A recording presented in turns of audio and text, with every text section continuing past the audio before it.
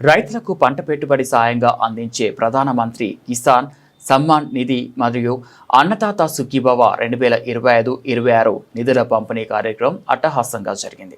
మార్కాపురం జిల్లా ఎర్రగొండపాలెం మండలం వీరభద్రాపురం గ్రామంలో వ్యవసాయ శాఖ ఆధ్వర్యంలో ఈ కార్యక్రమం నిర్వహించారు. ఈ సందర్భంగా ప్రధానమంత్రి కిసాన్ సమ్మాన్ నిధి కింద కేంద్ర ప్రభుత్వం రైతుల ఖాతాల్లో 2,000 చొప్పున జమ చేసినట్లు తెలిపారు. అలాగే అన్నదాత సుఖీభవ పథకం కింద కేంద్ర నిధులకు రాష్ట్ర ప్రభుత్వం నిధులు జోడించి ముఖ్యమంత్రి విడుదల చేసినట్లు పేర్కొన్నారు.